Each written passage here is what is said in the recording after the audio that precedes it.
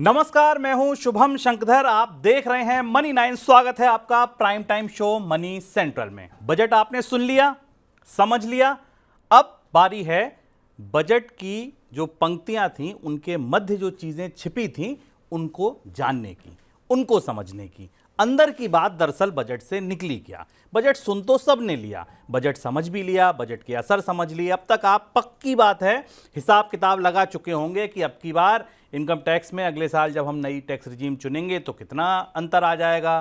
Gold 4,000 रुपये सस्ता हो गया। क्यों हो गया? क्योंकि इंपोर्ट ड्यूटी में ढील दे दी।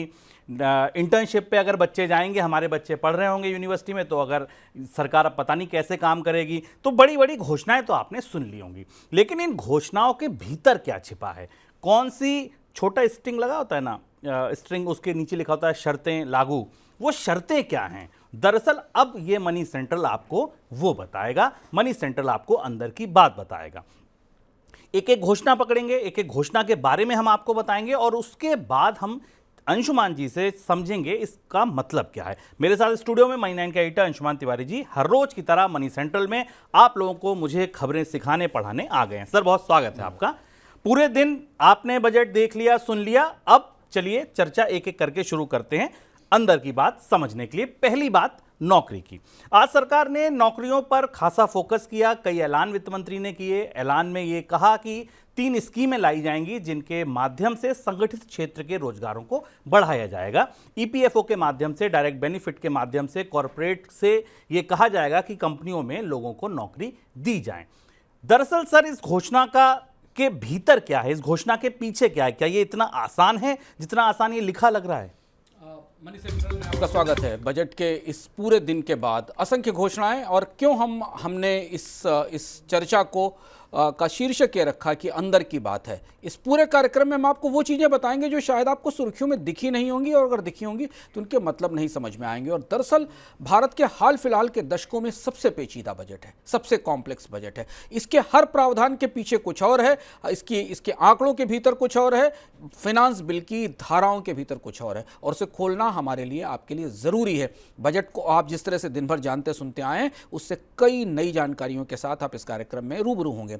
सुलेमान खुमार का एक शेर है कि मैं वाकिफ़ हूँ उसकी चुप गोइयों से, मैं वाकिफ़ हूँ उसकी चुप गोइयों से, समझ लेता हूँ उसकी अनकही भी। तो ये जो बजट की अनकही है, ये हम आपको बताने आए हैं। और इसमें सबसे पहला सवाल जो कल सुर्खियों में होगा, अखबार में आप देखेंगे, वो सबसे बड़ी घोषणा है। भारत में नौकरियों के लिए, रोजगारों के लिए 2 लाख करोड़ रुपए की 5 स्कीमों का तोहफा, ऐसा ही कहकर वित्त मंत्री ने कहा था। 5 स्कीमें, 2 लाख करोड़ रुपए का बजट, 4 करोड़ रोजगार। ये हिसाब बजट की भाषण में, की स्पीच में दिखाई दिया। पहले हम इसकी अच्छी बात बताएं, सबसे महत्वपूर्ण बात बताएं कि ये अपने तरीके की पहली स्कीम है, अपने तरीके का पहला प्रयोग है जिसमें केंद्र सरकार पहली बार बजट से कंपनियों को रोजगार देने के लिए एक किस्म से सब्सिडी देने जा रही है। तरह तरह के पैकेजेस में, चाहे वो ईपीएफओ में हो, चाहे वो कर्मचारियों की तनख्वाह के तौर पर हो, या उनको डायरेक्ट बेनिफिट के तौर पर हो, अप्रेंटिसशिप के तौर पर हो, एक नई तरीके की व्यवस्था शुरू हो रही है। इस पर लंबी बहस आगे होगी कि क्या रोजगारों के लिए भी सब्सिडी की नौबत आ गई है। अभी आपने महाराष्ट्र की सुर्खियां सुनी, जहां महाराष्ट्र की सरकार स्टाइपेंड भत्ते देने की तैयारी कर रही है रोजगारों के लिए, लगभग उसकी तर्ज पर, लेकिन उससे थोड़ा अलग। कुछ कोविड के दौरान किए गए स्कीम के प्रावधानों से प्रेरणा लेते हुए ये 3 स्कीमों का पैकेज आया। वैसे तो 5 स्कीमों का पैकेज है। 2 स्कीमें कौशल विकास पर केंद्रित हैं, स्किल डेवलपमेंट पर केंद्रित हैं, जो लॉन्ग टर्म स्कीम है। कौशल विकास के लिए सरकार स्कूल खोलेगी, कॉलेज खोलेगी, सेंटर खोलेगी, ये बातें इससे पहले बजटों में होती रही। 3 स्कीम थी। एक स्कीम जो कल सुर्खियों में होगी, employment linked incentive scheme for first timers, पहली बार जिन्हें रोजगार मिलेगा। हम इसे विस्तार से समझने की कोशिश इसलिए करते हैं कि रोजगार हमारे लिए सबसे बड़ा मुद्दा है भारत में चर्चा के लिए। स्कीम सुनने में बहुत अच्छी लगी, लेकिन जब स्कीम के जो शर्तें हैं, जो वित्त मंत्री के बजट भाषण में दी गई, उनको समझने के बाद आपको लगेगा कि कितनी कंपनियां इस स्कीम के लिए आगे आएंगी, ये एक देखने वाली बात होगी। 1 मंथ की मैक्सिमम वेज सब्सिडी 15,000 रुपये होगी। जो सब्सिडी मिलेगी वेतन पर 15,000 रुपये होगी इस स्कीम के तहत। इसके अलावा 3 किश्तों में सब्सिडी पे की जाएगी, और भी बहुत सारी शर्तें, पर आपको प्रमुख शर्तें बता रहे हैं। एम्प्लॉयर को कर्मचारी को नौकरी पर रखने के बाद उसे एक फिनेंशियल लिटरेसी टेस्ट पास करना होगा, तब उसे उसकी किस्त मिलेगी। और अगर वो कर्मचारी 1 साल के भीतर नौकरी छोड़ देता है तो सब्सिडी रिफंड करनी पड़ेगी कंपनी को, सरकार को। ये इसकी शर्तें। स्कीम केवल 2 साल के लिए है। ये स्कीम सनसेट क्लास के साथ आई है, 2 साल के लिए है ये स्कीम, इसके साथ है। और लक्ष्य रखा गया कि इससे करीब करीब 1 करोड़ लोगों को कवर किया जाएगा। बहुत बड़ा नंबर है 1 करोड़ लोगों का। पर क्या इतनी शर्तों के बाद कंपनियां इस स्कीम को लागू करेंगी, हमें देखना होगा। दूसरी महत्वपूर्ण स्कीम है, ये मैं आपको बता रहा हूं, ये अंदर की बात है इसलिए हम बता रहे हैं, अंदर जो दिख रहा है, employment linked incentive scheme, job creation in manufacturing sector. ये वो स्कीम है जिसमें मैन्युफैक्चरिंग सेक्टर में विनिर्माण क्षेत्र में नौकरियां देने के लिए एक नई तरीके की स्कीम लाई गई। ये भी उस स्कीम 5 स्कीमों के पैकेज का हिस्सा है। इसमें फर्स्ट टाइम एम्प्लॉइज, पहली बार जिन एम्प्लॉइज को हायर किया जाएगा उनके लिए, उन पर यह स्कीम लागू होगी। सभी एम्प्लॉयर्स को कम से कम 50 नए लोगों को हायर करना होगा। जो पीछे ईपीएफओ में पंजीकृत लोग हैं उनके अलावा 50 लोगों को हायर करना होगा। बड़ी शर्त है। अगर ये स्कीम कायदे से लागू हो जाती है तो कंपनियों में नौकरियों की बाढ़ आ जाएगी। लेकिन 50 लोगों को हायर करना और उनके वेजेस बिल को वहन करना कंपनियों के लिए चुनौती होगी। ये शर्त इसमें रखी गई है। और इसके अलावा इसमें और भी शर्तें हैं, जिसमें कि सैलरी की 25,000 रुपये से ज़्यादा की शर्त नहीं हो और इसका कुछ हिस्सा कंपनी को उठाना पड़ेगा, कुछ हिस्सा सरकार अपने तरफ से देगी। तीसरी स्कीम है एम्प्लॉयमेंट लिंक्ड इंसेंटिव स्कीम, जो कि एम्प्लॉयर्स के सपोर्ट के लिए लाई गई है। ये उस तरीके की स्कीम है जिसमें कि कर्मचारी के ईपीएफओ में भुगतान का एक हिस्सा सरकार देगी। इसका एक संस्करण हम पहले देख चुके हैं। यह भी स्कीम 2 साल की है। तीनों स्कीमें लगभग 2 साल को लक्ष्य करके रखी गई हैं। ये महत्वपूर्ण बात समझने वाली है। यानी सरकार को लग रहा है कि स्कीमें 2 साल में अगर सफल हुई तो इससे रोजगारों का परिदृश्य बदल जाएगा, इस दृष्टि से लाई गई। तो ये हुआ रोजगारों का। इसके अलावा इसके बाद स्किल डेवलपमेंट के लिए कई सारी घोषणाएं, जो घोषणाएं आमतौर पर बजट की रवायत का, बजट की प्रक्रिया का हिस्सा है। तो कागज पे लिखे नियम सुंदर लग रहे हैं, अच्छे लग रहे हैं, बड़े रोजगार देने वाले लग रहे हैं। अगर इनको ज़मीन पर उतारा जा सका, जो शर्तें हैं वो कंपनियां मान गईं और अगर सब कुछ अच्छा रहा तो कंपनियों में नौकरियों की बाढ़ आ सकती है। लेकिन ये बाढ़ आने के लिए जिन बादलों का बनना ज़रूरी है, जिन बादलों का फटना ज़रूरी है, उनमें कई शर्तें हैं जो अंशुमान जी ने बताई।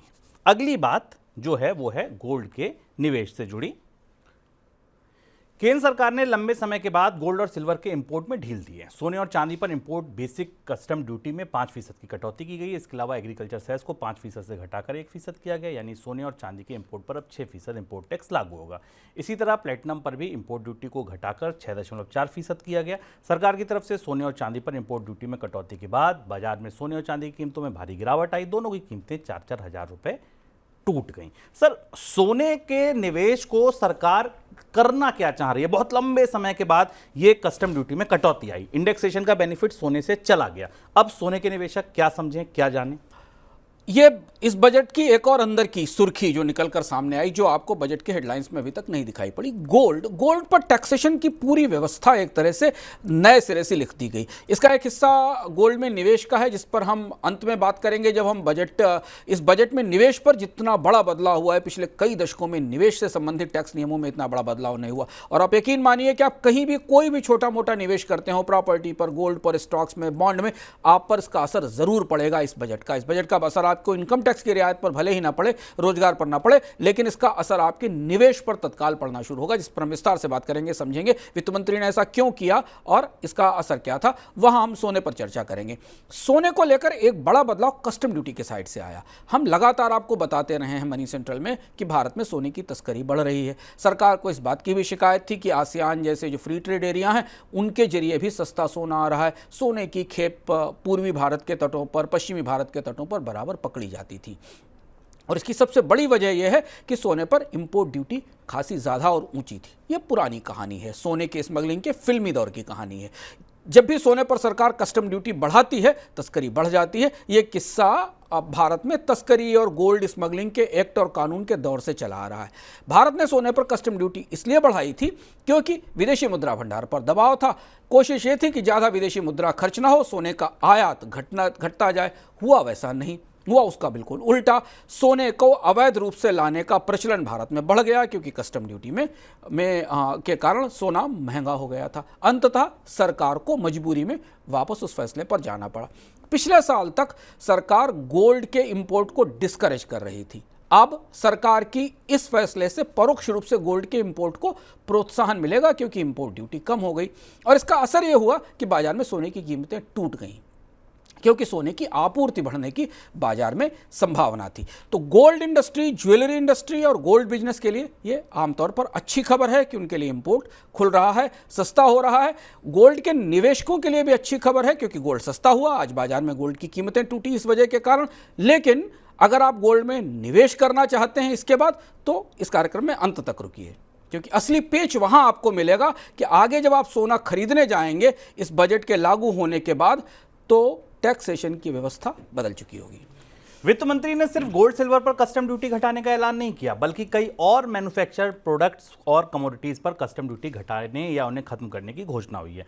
इनमें mobile phone, charger, lithium, copper, cobalt जैसे 25 मिनरल्स, स्टील और निकल तैयार किए गए करने वाली ऑक्सीजन, रजिस्टर तैयार करने वाले ऑक्सीजन फ्री कॉपर, चमड़े का सामान, पीवीसी फ्लेम्स, बहुत सारे ऐसे टेलीकॉम उपकरण भी हैं जिन पर ये ड्यूटीज कम की गई हैं। सर, ये बात समझ नहीं आई। ये तो सरकार ने एक तरीके से यू टर्न ले लिया। लंबे समय से ये था कि नहीं, इनको नहीं घटाया जाएगा। हमने एक इकोनॉमिकम भी किया था कि इंपोर्ट ड्यूटी कैसे महंगाई को आयात कर रही है, अगर आपको याद हो तो। लेकिन उसके बाद भी आज सरकार अचानक ये सारा इतने बड़े कटौतियां लेकर आ गई। क्या इसके पीछे का अर्थशास्त्र है? दरअसल ये भी बजट के अंदर की बात है। अभी तक आप इस सुर्खी को इस तरह से जान रहे होंगे कि मोबाइल सस्ते हो सकते हैं क्योंकि मोबाइल के चार्जर और सर्किट बोर्ड पर, पीसीबीज पर ड्यूटी कम हुई। पर नीतिगत दृष्टि से ये एक बड़ा हृदय परिवर्तन है। नई सरकार एक नए किस्म की ट्रेड पॉलिसी की तरफ बढ़ने का इशारा कर रही है इस फैसले के साथ।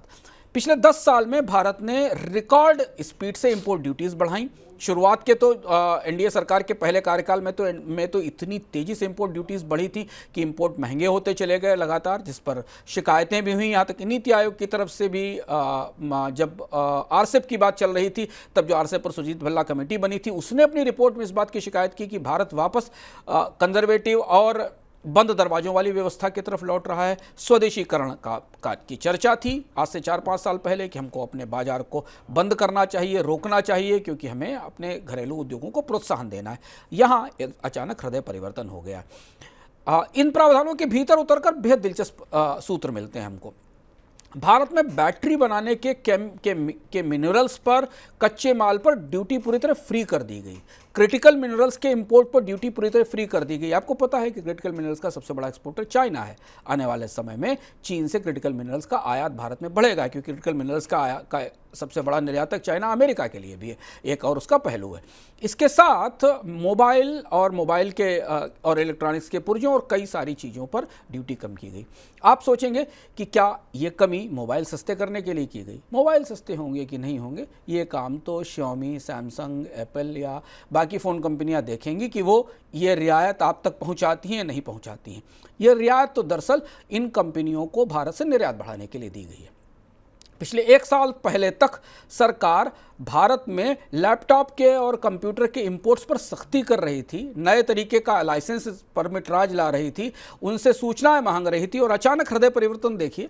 कुछ महीनों बाद इन सब के इंपोर्ट्स को लिबरलाइज करने की तैयारी कर दी गई, उदार करने की तैयारी की गई। इसकी वजह यह है कि जो प्रोडक्शन लिंक्ड इंटेंसिव स्कीम है, जो भारत की सबसे बड़ी स्कीम थी पिछले 10 सालों में, जब से WTO में पुरानी निर्यात प्रोत्साहन स्कीमों को झटका लगा था और बंद करना पड़ा था, उन स्कीमों में कुछ ही क्षेत्रों में सफलता मिली है जहां निवेश आया है।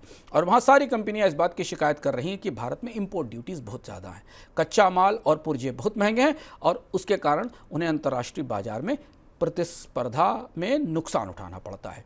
अब बदली हुई विश्व व्यापार व्यवस्था के आधार पर भारत सरकार ने दरअसल अपनी कस्टम ड्यूटी नीति में बड़ा चेंज किया है। स्थायी होता है या तात्कालिक होता है ये बाद में पता चलेगा, पर हम यहाँ से पढ़ रहे हैं कि चीन के लिए अगर अमेरिका और यूरोप के बाजार बंद हो रहे हैं तो वहाँ प्रतिस्पर्धी होने के लिए भारत को अपने यहाँ कस्टम ड्यूटी कम करना ज़रूरी है। यानी भारत में बनने वाले सामानों के कच्चे माल सस्ते हों उनके पुर्जे सस्ते हों, जिससे अंतर्राष्ट्रीय बाजार में उन्हें जगह मिल सके। तो ये बजट का बड़ा हृदय परिवर्तन है। परोक्ष रूप से इसका फायदा देश के भीतर इलेक्ट्रॉनिक्स की कीमतें कम करने को मिलेगा, पर पीएलआई स्कीम की सफलता पर जो सबसे बड़ा सवालिया निशान लगा था, क्योंकि कॉस्ट बहुत ज़्यादा थी भारत में, उसे कम करने की कोशिश शुरू हुई है। और इससे पहले भारत सरकार ने एफटीए भी किए थे। तो यहाँ से स्वदेशीकरण का जो पूरी अवधारणा थी, बाजार को बंद रखने की, ऊंची कस्टम ड्यूटी लगाने की, वो पीछे हटती है और कस्टम ड्यूटीज़ में रियायत का एक नया दौर शुरू होता है। ये इस बजट के अंदर की बात है।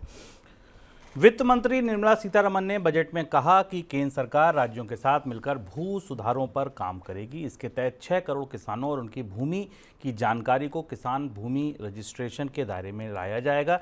इस साल देश के 400 जिलों में डिजिटल पब्लिक इंफ्रास्ट्रक्चर के जरिए खरीफ फसलों का डिजिटल क्रॉप सर्वे भी किया जाएगा। वित्त मंत्री ने बताया कि ग्रामीण और शहरी क्षेत्रों में भूमि प्रबंधन, प्लानिंग, मैनेजमेंट और अर्बन प्लानिंग के लिए भूमि सुधार किए जाएंगे और जो राज्य इन भूमि सुधार को लगातार 3 साल के भीतर लागू करने करेगा, उसको केंद्र सरकार की तरफ से आर्थिक सहायता भी उपलब्ध कराई जाएगी। सर, ये कितना इंपॉर्टेंट है? क्या ये सुधारों की पौ फटी है? ये सुर्खी शायद आपने नहीं सुनी होगी या बजट भाषण में आप मिस कर गए होंगे, लेकिन अगर सुधार की दृष्टि से इस बजट में कोई चीज़ ढूंढी जाए तो ये एक रिफॉर्म है, और ये बड़ा रिफॉर्म है जिस रिफॉर्म का इंतजार लंबे समय से किया जा रहा था। वित्त मंत्री ने ये बात स्पष्ट रूप से कही कि जो राज्य अगले 3 साल में रिफॉर्म करेंगे, लैंड रिफॉर्म करेंगे, उन्हें अतिरिक्त सहायता दी जाएगी। सूत्र समझिए, लैंड रिफॉर्म करने से बहुत सारी लैंड अनब्लॉक होती है, बाजार में लैंड की आपूर्ति बढ़ती है, ज़मीन की आपूर्ति बढ़ती है, कीमतों में कमी का रास्ता बनता है। और इसके साथ चूंकि वित्त आयोग आ रहा है, वित्त आयोग आने वाले समय में इस तरीके की शर्तें, इस तरीके की व्यवस्थाएं प्रस्तावित कर देगा कि जिन जिन राज्यों ने अपने भूमि सुधार किए हैं, सही ढंग से किए, उन्हें अतिरिक्त सहायता दी जाए। ये भारत का एक सबसे पिछड़ा इलाका है, क्षेत्र था रिफॉर्म्स की दृष्टि से, लैंड रिफॉर्म्स, और राज्य सरकारें इसमें बेहद सुस्त हैं, बेहद कायल हैं। लैंड रिकॉर्ड्स के मॉडर्नाइजेशन को लेकर, कंप्यूटराइजेशन को लेकर तमाम चर्चाएं पहले से होती रहीं, पर ऐसा नहीं हुआ। यह मुहिम अगर सफल होती है तो भारत के लैंड मार्केट में, भारत की लैंड मार्केट में आपूर्ति भी बढ़ेगी और नई चीज़ें और नया सुधार भी होंगे।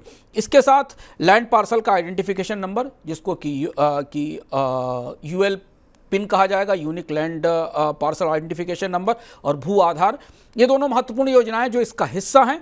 और इसके साथ प्रॉपर्टीज़ की जियो टैगिंग, इसे अगर आप पूरा एक साथ मिला लें तो भारत में ये बजट लैंड रिफॉर्म्स को लेकर एक नई तरीके की सोच लेकर सामने आता है, जिसके कई सारे फायदे होंगे। अगर प्रॉपर्टीज़ की प्रॉपर जियो टैगिंग की जाती है, उनके सही रिकॉर्ड्स बनाए जाते हैं, तो नगर पालिकाएं जो संसाधन के लिए तरस रही हैं, उनके पास पैसे नहीं हैं, उन्हें प्रॉपर्टी टैक्स उगाने में मदद मिलेगी। हम किसी इकनॉमिक में आपको बता चुके हैं कि भारत के अधिकांश शहरों में 30% 35% प्रॉपर्टीज़ भी नहीं है जिनसे नियमित रूप से टैक्स वसूला जा सकता है। तो टैक्स वसूली की दृष्टि से अगर प्रॉपर्टीज़ की सही इंडेक्सिंग होगी, तो सही सर्वे होगा, तो उनसे समय पर टैक्स वसूला जा सकेगा। जबकि ये जो बदलाव हो रहे हैं भूमि सुधार की दृष्टि से, इससे बाजार में लैंड की आपूर्ति बढ़ेगी। तो सुधार हम ढूंढते ढूंढते यहां पहुंचे। एक पैराग्राफ की घोषणा थी, कुछ छोटी छोटी घोषणाएं थी, पर इसके असर काफी बड़े थे। वित्त मंत्री निर्मला सीतारमण ने बजट में इस साल के वित्तीय घाटे के लक्ष्य को कम कर दिया है। जी हां, वित्त मंत्री की तरफ से बताया गया कि 2024-25 के दौरान वित्तीय घाटा, राजकोषीय घाटा जीडीपी के 4.9% के बराबर रहेगा। इससे पहले जब बजट आया था, अंतरिम बजट जिसे कहते हैं, उसमें 5.1% का अनुमान था। वित्त मंत्री ने यह भी बताया कि अगले वित्त वर्ष 25-26 के दौरान इसको 4.5% कर दिया जाएगा और उसके आगे आने वाले वर्षों में कर्ज को और कम किया जाएगा। इस बार बजट में वित्त वर्ष 2024-25 के लिए ग्रॉस कर्ज का जो लक्ष्य है वो 14 लाख करोड़ के करीब है, 14,01,000 करोड़। सर, यहां से क्या अब साख सुधरने की कोई उम्मीद दिखती है आपको? राजकोषीय घाटा बजट का सबसे घिसा पिटा आंकड़ा है। आमतौर पर बजट की चर्चाओं में राजकोषीय घाटे की चर्चा सबसे पहले होती है। आमतौर पर इस आंकड़े का जिक्र इस दृष्टि से किया जाता है कि सरकार के खजाने की वास्तविक स्थिति क्या है। राजकोषीय घाटे का मतलब है कि सरकार जितना खर्च कर रही है और जितना कमा रही है, उससे बचे हुए अंतर से उसे कर्ज उठाकर उसे पूरा करना होगा। इस आंकड़े को हमने इसलिए शामिल किया क्योंकि ये बेहद महत्वपूर्ण आंकड़ा इस बजट में है। इस बजट में चाहे वो अंतरिम बजट के आंकड़ों का फेरबदल हो, लेकिन इस बजट में अंतरिम बजट से लेकर अनंतिम बजट से लेकर फुल स्केल या पूर्ण बजट तक आते आते सरकार ने राजकोषीय घाटे पर नियंत्रण का एक बड़ा संकेत दिया, और जो कमी हमें दिखाई दी राजकोषीय घाटे के आंकड़े में वो खासी उल्लेखनीय है। और यही वह एक वजह थी शुभम जिसके सहारे से शेयर बाजार में उतनी घबराहट नहीं आई जितनी घबराहट होनी चाहिए थी कैपिटल गेंस टैक्स को लेकर हुए बदलावों पर, जिन पर हम आगे चर्चा करेंगे। राजकोषीय घाटे पर नियंत्रण करके वित्त मंत्री ने बॉन्ड मार्केट को साधने की कोशिश की, विदेशी निवेशकों को साधने की कोशिश की, और सिर्फ इतना ही नहीं है, सरकार के कर्ज के लक्ष्य में भी कमी की गई थी। बजट पर चर्चा करते हुए कल हमने कहा था कि सरकार अपने कर्ज के लक्ष्य में कर्ज के आंकड़े को भी थोड़ा सुधारेगी। तो राजकोषीय संतुलन बनाए रखने की पूरी तरह से कोशिश की गई, जिससे कि विदेशी निवेशक बेहतर महसूस कर सकें और भारत की साख बेहतर हो सके। और इस दृष्टि में एक बड़ा आंकड़ा जानना आपके लिए ज़रूरी है। तमाम सुर्खियों के बीच, इनकम टैक्स में रियायतें, यहाँ रियायतें, इन सारी चर्चाओं के बीच में बजट के असली आंकड़े को समझिए। इस बजट से के 37,000 करोड़ रुपए की टैक्स रियायतें दी गई, कुल करीब 29,000 करोड़ की टैक्स रियायतें डायरेक्ट टैक्स में दी गई, और 8,000 करोड़ की रियायतें इनडायरेक्ट टैक्स में दी गई, कस्टम ड्यूटी के साइड में। और बजट के प्रावधानों से 30,000 करोड़ रुपए का अतिरिक्त टैक्स जुटा लिया गया, यानी कुल जमा बजट से रियायतों का आंकड़ा केवल 7,000 करोड़ रुपए का है। और इस वजह से फिस्कल डेफिसिट को कंट्रोल करने में सरकार को मदद मिली है, क्योंकि टैक्स का कलेक्शन बेहतर है, जीएसटी का भी कलेक्शन बेहतर है, और इनकम टैक्स के कलेक्शन में भी बेहतर है। तो रियायतों के मामले में घोषणाएं कितनी भी, और रियायतों का अंश बहुत छोटा है। 29,000 करोड़ की रियायतें सरकार ने दी, 30,000 करोड़ रुपए नए टैक्सेस से वापस ले लिए। ये बजट का हिसाब है। जीएसटी लागू होने के करीब 7 साल के बाद इसमें बदलाव की संभावना जताई जा रही है। वित्त मंत्री निर्मला सीतारमण ने बजट में जीएसटी के बदलाव के संकेत दिए। वित्त मंत्री ने कहा कि भविष्य में जीएसटी की दरों को आसान किया जाएगा, साथ में बचे हुए सेक्टर्स को भी जीएसटी के दायरे में लाने की कोशिश की जाएगी। वित्त मंत्री ने इस बयान से ऐसी संभावना जताई कि जीएसटी काउंसिल जल्द जीएसटी के टैक्स स्लैब में बदलाव कर सकती है। सर, ये भी एक बड़ा एक काम था जिसका लंबे समय से इंतजार था, जो फाइनली अब कहा गया है ऑफिशियली कि अब इसमें बदलाव होगा। ये भी अंदर की बात है और ये बेहद ज़रूरी बात है, यानी पिक्चर अभी बाकी है। वित्त मंत्री जिस तरफ इशारा कर रहे हैं उसे समझिए, और उसके लिए तैयारी कर सकते हैं आप। आने वाले 5-6 महीनों में भारत में जीएसटी के ढांचे में बड़े बदलाव होंगे। जीएसटी की दरों में परिवर्तन की समीक्षा शुरू हो चुकी है। सूत्र हमारे बता रहे हैं कि उसकी रिपोर्ट भी तैयार हो चुकी है। जीएसटी में 15% की एक रेवेन्यू न्यूट्रल स्लैब लाई जानी है, यानी ये वो दर है जिस पर राज्य सरकारों और केंद्र सरकारों को नुकसान नहीं होगा। 28% की दर से कुछ उत्पादों को निकाल कर नीचे लाया जाएगा। 18% की दर से कुछ उत्पादों को 15% में लाया जाएगा। 12% की दर खत्म की जाएगी। 3 रेट्स का या 2 रेट्स के स्ट्रक्चर की बात की जा रही है। प्रस्ताव तैयार है। इसके साथ और भी जीएसटी में जो रियायतें हैं उन्हें प्लग किया जाएगा। यानी वित्त मंत्री ने इस बजट से भविष्य का जो संकेत दिया है, क्योंकि ये सबसे महत्वपूर्ण संकेत था। इनकम टैक्स 2 करोड़ लोगों को प्रभावित करता है। शेयर बाजार में निवेश करने वाले लोग तो 5-6% है, पर जीएसटी में होने वाला छोटा सा भी बदलाव देश की पूरी आबादी को प्रभावित करता है। नवजात शिशु से लेकर बुजुर्ग तक हर व्यक्ति को जीएसटी छूता है, क्योंकि वो खपत पर लगने वाला टैक्स है। ये एक बड़ा बदलाव है जो आने वाले 5-6 महीनों में उभर कर हमारे सामने आएगा। संभावना है कि अगले साल का बजट जो फरवरी में पेश किया जाएगा उसके बाद जीएसटी की नई व्यवस्था लागू की जाएगी, जिससे वित्त मंत्री ये कोशिश करेंगी कि टैक्स के ढांचे में बदलाव किए जाएं, टैक्स की जो चोरी है उसे रोका जाए, और हो सकता है वो थोड़ी बहुत रियायत टैक्स दर कम करके पॉलिसी साइड के टैक्सेशन की तरफ की जो इन्फ्लेशन है उसे कंट्रोल करने में दें। और यही संकेत आज इस बजट से मिला। तो जीएसटी में एक और बड़ा सुधार आने वाला है। ये इस बजट के अंदर की बात है। अन्य उत्पादों को, पेट्रोल डीजल को, रियल एस्टेट को इसके दायरे में लाया जाएगा कि नहीं, ये थोड़ी दूर की बात है। लेकिन अगर ये भी बदलाव हो जाता है, क्योंकि जीएसटी को 5 साल पूरे हो चुके हैं, बदलाव ओवरड्यू है, संसदीय समितियां भी कहती रही हैं, तो भारत के अप्रत्यक्ष कर ढांचे में बड़ा बदलाव होगा। इसके साथ ये भी जोड़ लीजिए कि वित्त मंत्री ने इस बजट भाषण में ये भी कहा कि इनकम टैक्स का नया कानून लाया जाएगा। यानी दोनों महत्वपूर्ण क्षेत्रों में कुछ बदलाव होंगे। वित्त मंत्री निर्मला सीतारमण ने बजट में बेनामी कानून में बदलाव का भी प्रस्ताव दिया। प्रस्ताव के तहत अगर कोई बेनामीदार संपत्ति पूरी जानकारी देता है तो उसके खिलाफ किसी तरीके की कार्यवाही नहीं की जाएगी। सर, ये कितना इंपॉर्टेंट है? बेनामी कानून में बदलाव जरूरी था और इसको लेकर काफी भ्रम भी था। ये भी एक महत्वपूर्ण बदलाव है, जिस बदलाव की प्रतीक्षा लंबे समय से की जा रही थी कि बेनामी के मामले में सरकार अपनी स्थिति स्पष्ट करे, और इसमें 90 दिन की समय सीमा तय की गई। 90 दिन में अगर नोटिस का जवाब दे दिया जाता है तो उस पर कार्रवाई नहीं होगी। बेनामी के ऊपर प्रॉपर्टी को लेकर जो चर्चा थी वो नोटबंदी के दौरान काफ़ी हुई थी, लेकिन उसके बाद से फिर इसे रोक दिया गया था। इस पर ज़्यादा चर्चा नहीं दिख रही थी, लेकिन अब बेनामी प्रॉपर्टी को लेकर फिर सक्रियता सरकार की तरफ से दिखाई दी है। सर, इस बीच टीडीएस पर भी कई अहम बदलाव आए, उनको कैसे समझा जाए, वो बड़े अहम हैं। अब हम टैक्स की तरफ बढ़ते हैं। टैक्स पर तरफ बढ़ते बढ़ते एक और जानकारी दे, फिर हम टीडीएस की तरफ चलते हैं।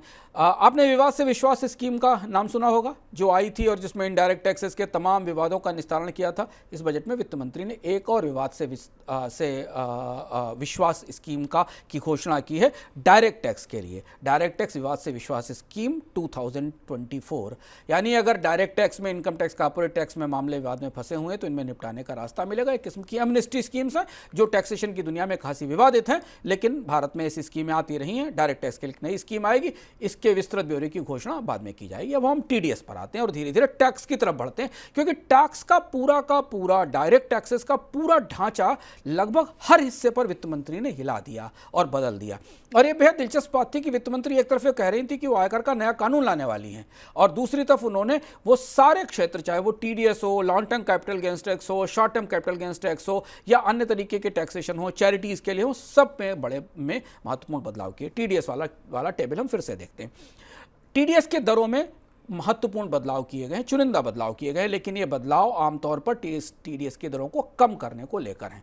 जैसे आप ध्यान से इस टेबल में देखें कि टीडीएस की दर में इंश्योरेंस कमीशन पर लगने वाला टीडीएस, ब्रोकरेज पर लगने वाला टीडीएस, इन सब की दरों में कमी की गई, बदलाव की गई। क्योंकि टीडीएस की दरें 1% से लेकर 5% तक अलग अलग जगह अलग अलग ट्रांजेक्शन्स पर हैं, तो इन्हें एक रूपता में लाने की कोशिश की गई है। परोक्ष रूप से इंश्योरेंस प्रीमियम और ब्रोकरेज पर जो टीडीएस कम किया गया है उसका फ़ायदा उपभोक्ताओं को मिलना चाहिए, क्योंकि दरें कम होनी चाहिए। वो मिलेंगी कि नहीं मिलेंगी उत्पादों का फ़ायदा ये बाद में देखा जाएगा, पर लंबे समय से जो टीडीएस का ढांचा एक तरीके से चल रहा था उसमें बदलाव करके खास चीज़ों को रखा गया। लेकिन जो बड़े मद थे टीडीएस के, सैलरीज वगैरह, इनको अभी छुआ नहीं गया। इन पर टीडीएस की दरें यथावत रहेंगी।